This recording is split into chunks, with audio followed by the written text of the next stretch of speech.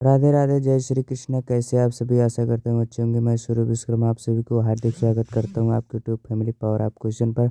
आइए दोस्तों, इस बार हम फिर से एक नए जी इस क्वेश्चन के साथ इस वीडियो को स्टार्ट करने वाले हैं। उत्तर प्रदेश 2024 में जो नई वैकेंसी आई 60,244, इस इसमें कई किस टाइप के क्वेश्चन पूछे जाते हैं। ऐसे ही प्रश्न आएंगे इस बार 2024 यूपीपी में। जीएस मोस्ट इम्पॉर्टेंट क्वेश्चन है दोस्तों। ये प्रैक्टिस सेट नंबर 2 है। हमने एक प्रैक्टिस सेट करा के रखा है, आप उसको उस वीडियो को वॉच करिए। वीडियो पसंद आए तो चैनल को सब्सक्राइब करिएगा, शेयर करिएगा। ठीक, चलिए वीडियो को करते हैं कंटिन्यू। सामान्य ज्ञान के जीएस क्वेश्चन है दोस्तों। जितना भी क्वेश्चन है ये मोस्ट इम्पॉर्टेंट क्वेश्चन है दोस्तों। क्या मोस्ट इम्पॉर्टेंट क्वेश्चन है? ठीक है दोस्तों, ये मोस्ट इम्पॉर्टेंट क्वेश्चन है और 2024 में आने वाला क्वेश्चन है। ठीक है, चलिए अब चलते हैं अपने प्रश्न की तरफ। आपका पहला प्रश्न है दोस्तों, आपका पहला प्रश्न है, सुंदरबन है, जो एक सुंदरबन है वो क्या है? आपके ऑप्शन है। ए गंगा नदी, तो गंगा ब्रह्मपुत्र डेल्टा में, दक्कन के पठार पर, गोदावरी डेल्टा में, या फिर आपके महानदी डेल्टा में। तो इसका सही आंसर होगा दोस्तों, इसका जो राइट आंसर होने वाला है वो है ऑप्शन ए। क्या? Option A, Ganga Brahmaputra delta में। ठीक, चलिए अब चलते हैं अगले प्रश्न की तरफ। और आपका अगला प्रश्न है दोस्तों, अगला प्रश्न है, ध्वनि मापन की इकाई को कहते हैं, ध्वनि के मापन की इकाई को हम क्या कहते हैं? इसका सही आंसर होगा दोस्तों, इसका सही आंसर होगा डी, डेसिबल। ठीक है, ध्वनि के जो मापन होता है किसका दोस्तों? ध्वनि का जो मापन होता है वो क्या होता है? वो होता है डेसी बेल होता है। क्या होता है दोस्तों? डेसी बेल होता है। ठीक है, चलिए अगले प्रश्न की तरफ चलते हैं। आपका प्रश्न नंबर 3 है, हरित गृह प्रभाव किस गैस के अधिक मात्रा में होने से बढ़ता है? हरित गृह जो होता है, हरित गृह प्रभाव, ये किस गैस के प्रभाव से अधिक मात्रा में प्रभावित होता, अधिक बढ़ता है? आपके ऑप्शंस हैं, आपके ऑप्शंस हैं, ए कार्बन डाइऑक्साइड, बी नाइट्रोजन, सी ऑक्सीजन, डी आर्गन। तो इसका सही आंसर होने वाला है दोस्तों ए, कार्बन डाइऑक्साइड। क्या होता है दोस्तों? कार्बन डाइऑक्साइड जो हरित गृह प्रभाव को प्रभावित करता है। कौन सा गैस होता है दोस्तों? CO2। आपको ऑप्शन में इसका प्रतीक भी दे सकता है, इस बात का आप नोट ध्यान रखिएगा कि कार्बन डाइऑक्साइड का प्रतीक भी दे सकता है दोस्तों। क्या? प्रतीक भी दे सकता है। ठीक है, चलिए अब चलते हैं अगले प्रश्न की तरफ। आपका अगला प्रश्न है, ताजमहल बदरंग क्यों हो रहा है? जो ताजमहल बना है वो बदरंग क्यों हो रहा है? ताजमहल बदरंग क्यों हो रहा है? ऑप्शन है,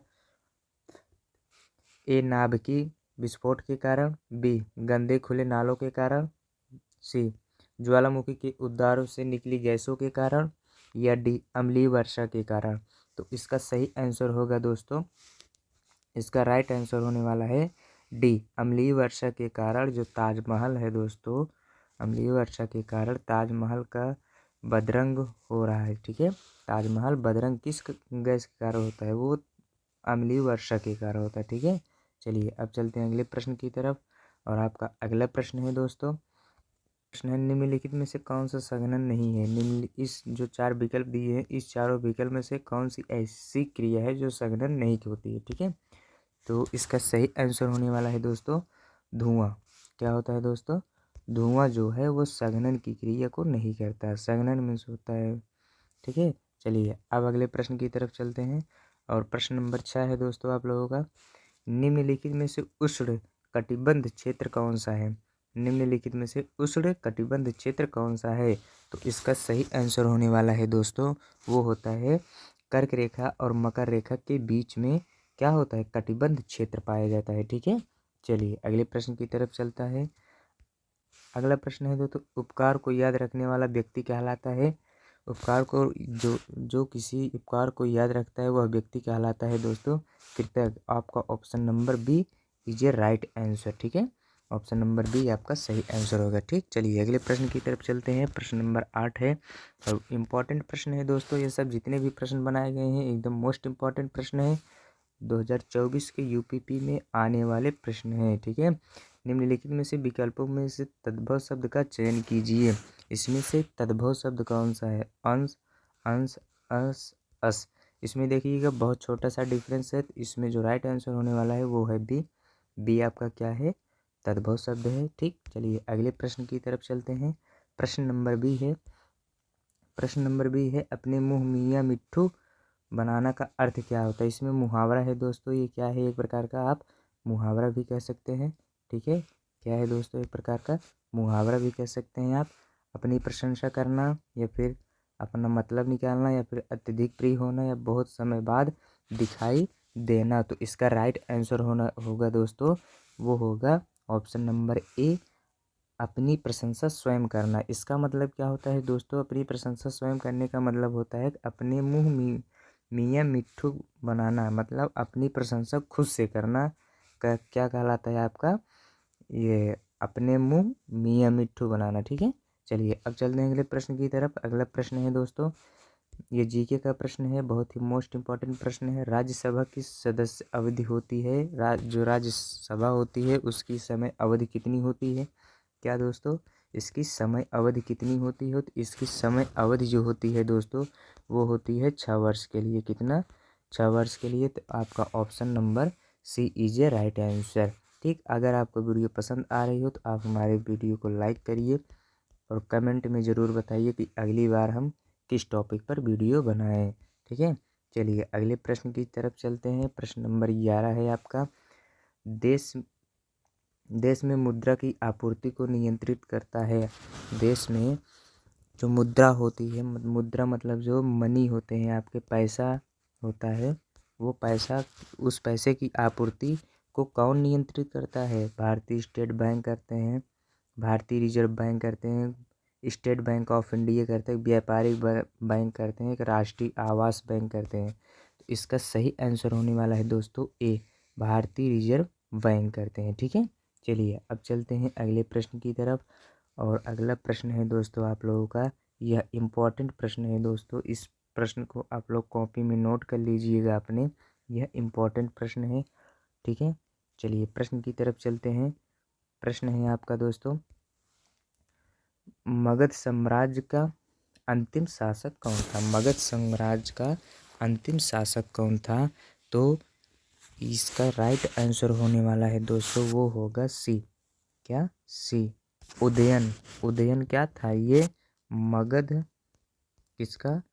मगध साम्राज्य का अंतिम शासक था। ठीक है, मगध साम्राज्य का अंतिम शासक था। ठीक है ना, ये आपका जीके का क्वेश्चन है। चलिए अगले प्रश्न की तरफ चलते हैं। प्रश्न नंबर 13 है दोस्तों। प्रश्न आपका 13 है दोस्तों, सांची स्तूप का निर्माण किसने कराया था? सांची स्तूप का निर्माण किसने कराया था? ठीक, निर्माण किसने कराया था? सांची स्तूप का निर्माण किसने कराया था? तो इसका सही आपके ऑप्शंस हैं चंद्रगुप्त मौर्य, बिंदुसार, सी अशोक, डी कौटिल्य। तो इसका सही आंसर होने वाला है दोस्तों, वो होगा सी, अशोक जी जो थे वो निर्माण करवाए थे। ठीक है, चलिए अगले प्रश्न की तरफ चलते हैं। प्रश्न नंबर 14 है, मोस्ट इम्पॉर्टेंट प्रश्न है। जितने भी प्रश्न बने हैं दोस्तों, सब के सब इम्पॉर्टेंट प्रश्न हैं आपके। ठीक है, 2024 में पूछे जाएंगे, 2024 में पूछे जाने वाले प्रश्न यूपीपी में। ठीक है, चलिए अगले प्रश्न की तरफ चलते हैं। और आपका अगला प्रश्न है दोस्तों, सुविख्यात सूर्य मंदिर किस स्थान पर निर्मित है? सुविख्यात सूर्य मंदिर किस स्थान पर निर्मित है? तो ये आपके ऑप्शन दिए गए हैं, खजुराहो, आबू, कोकाड़, घरचूला। तो आपका जो आंसर सही होने वाला है, आप कमेंट करके बताइए इसका राइट आंसर क्या होगा। तो इसका राइट आंसर होने वाला है दोस्तों सी, कोकाड़। ठीक है, सी, कोकाड़। ऐसे भी दिख सकता है सूर्य मंदिर कहाँ स्थित है, आपके क्वेश्चन को बदल सकता है। आप लोग ध्यान से देखिएगा, आपके क्वेश्चन में पूछ सकता है सूर्य मंदिर किस स्थान पर निर्मित है। आपको ये चीज़ हटा देगा, सुविख्यात हटा देगा और बोलेगा सूर्य मंदिर किस स्थान पर है। तो आप लोग कंफ्यूज मत होइएगा, आपका आंसर कौन सा सही होगा? सी ही सही होगा, कोकाड़। ठीक है, कहाँ स्थित है दोस्तों कोकाड़? सूर्य मंदिर कहाँ स्थित है? कोकाड़ में। चलिए अगले प्रश्न की तरफ ही दोस्तों। अगला प्रश्न है, भारत के वर्तमान राष्ट्रपति कौन है? भारत के वर्तमान राष्ट्रपति कौन है? तो आपके ऑप्शन है ए प्रतिभा देवी सिंह पाटिल, श्रीमती द्रौपदी मुर्मू या अब्दुल कलाम या इनमें से कोई नहीं। तो आपके ऑप्शंस हैं बी श्रीमती द्रौपदी। ठीक, ये आपके क्या है भारत के वर्तमान राष्ट्रपति हैं। ठीक है, चलिए अब चलते हैं अगले प्रश्न। अगला प्रश्न है प्रश्न नंबर 16 है भारत के सर्वोच्च न्यायालय के न्यायाधीश हैं। तो आपका ऑप्शन नंबर बी इसमें राइट आंसर होगा, धनंजय यशवंत चंद्रचूड़ जी हैं। ठीक है, चलिए अगले प्रश्न की तरफ चलते हैं और आपका अगला प्रश्न है प्रश्न नंबर 17 है दोस्तों, नीना दवलूरी क्यों चर्चे में रही? नीना दवलूरी जो थी वो चर्चे में क्यों रही? तो इस आपके ऑप्शन हैं नोबेल प्राइज जीतने के कारण, तालिबान द्वारा हत्या के कारण या फिर मिस अमेरिका का ताज मिलने के कारण। तो आपका राइट आंसर होने वाला है दोस्तों सी। ठीक, मिस अमेरिका का ताज जीतने के कारण नीना दावलोरी जी एकदम चर्चे में रहती थी। ठीक है, चलिए अब चलते हैं अगले प्रश्न की तरफ और आपका प्रश्न नंबर 18 है ऑस्ट्रेलिया के लिए नए प्रधानमंत्री कौन है? ऑस्ट्रेलिया के लिए नए प्रधानमंत्री कौन है? ऑस्ट्रेलिया के लिए नए प्रधानमंत्री कौन है? आपके ऑप्शन नंबर इसमें 18 में जो होगा वो होगा दोस्तों सी आपका टोनी एबल्ट जी, ये ऑस्ट्रेलिया के लिए नए प्रधानमंत्री हैं। चलिए अगले प्रश्न की तरफ चलते हैं। प्रश्न नंबर 19 है आपका प्रश्न नंबर 19 कहता है तेलंगाना राज्य के किस राज्य के विघटन से बनने वाला है? तेलंगाना राज्य किस राज्य के विघटन से बनने वाला है? वो कौन सा राज्य है जिस कारण से एक नया राज्य बनने वाला है? तो इसमें जो आपका सही ऑप्शन होगा दोस्तों वो होगा बी आंध्र प्रदेश। आंध्र प्रदेश के विघटन के कारण आपका तेलंगाना राज्य में बना। ठीक है, चलिए अब चलते हैं अगले प्रश्न की तरफ और प्रश्न नंबर 20 है आपका कहता है कि नवंबर और दिसंबर 2013 में निम्नलिखित में से किस राज्य के विधानसभा चुनाव नहीं हो रहे थे? नवंबर और दिसंबर के महीने में 2013 में निम्नलिखित में से किस राज्य के विधानसभा चुनाव नहीं हो रहे थे? तो आपके ऑप्शन दिए गए ए राजस्थान, बी मिजोरम, सी मध्य प्रदेश। तो इसका जो सही आंसर होने वाला है दोस्तों वो होगा डी झारखंड में होते थे। ठीक है, कहाँ पे दोस्तों?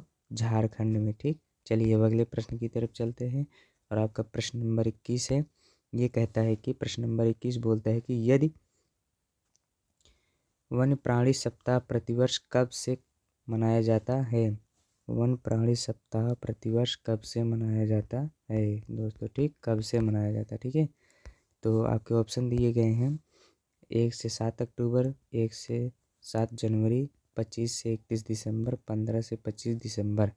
तो इसका जो सही आंसर होने वाला है दोस्तों वो होगा ए 1 से 7 अक्टूबर तक आपके वन प्राणी सप्ताह प्रतिवर्ष मनाए जाने लगा है। ठीक है, चलिए अगले प्रश्न की तरफ चलते हैं। प्रश्न नंबर 22 है।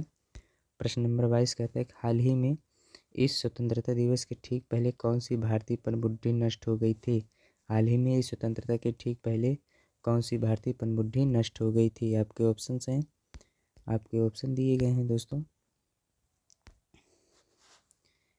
INM विभूति या INM सिंधुरक्षक या INMS सिंधुवर्धक या INM विक्रमादित्य। तो इसका जो आंसर होने वाला है वो होगा answer number B right answer होगा। कौन? आंसर नंबर बी इस जे INM। ठीक, ये पनडुब्बी स्वतंत्रता के पहले ही डूब गया था। ठीक है, चलिए अगले प्रश्न की तरफ चलते हैं। आपका प्रश्न नंबर 23 कहता है कि एन किसकी मुद्रा है? एन जो है दोस्तों वो किस देश में चलता है? तो आपके ऑप्शन दिए गए हैं जापान, चीन, दक्षिण कोरिया या भूटान। तो इसका जो सही आंसर होने वाले हैं दोस्तों वो होगा जापान में चलते हैं। एन कहाँ पे चलता है दोस्तों? जापान में। चलिए अगले प्रश्न की तरफ चलते हैं और आपका सेकंड लास्ट प्रश्न कहता है कि रॉबर्ट कैनिगल की पुस्तक the man who you infinity किसकी जीवनी है? ठीक है, आपके ऑप्शन दिए गए हैं हॉबी भाभा, विक्रम राजाभाई, श्रीनिवास रामानुजम। तो इसका सही आंसर होगा दोस्तों श्रीनिवास रामानुजम, जो कि एक बहुत बड़े गणितज्ञ भी थे। ठीक, क्या थे दोस्तों? आपके ऑप्शन में दे सकता है, आपके क्वेश्चन में आ सकता है, गणितज्ञ भी थे। ठीक है, चलिए अगले प्रश्न की तरफ चलते हैं। आपका प्रश्न नंबर 25 है दोस्तों। ये कहता है कि सार्वजनिक क्षेत्र की 2 इकाइयों के नाम बताइए जिन्हें भारत संघ सरकार द्वारा फरवरी 2013 में महारत्न दर्जा दिया गया था।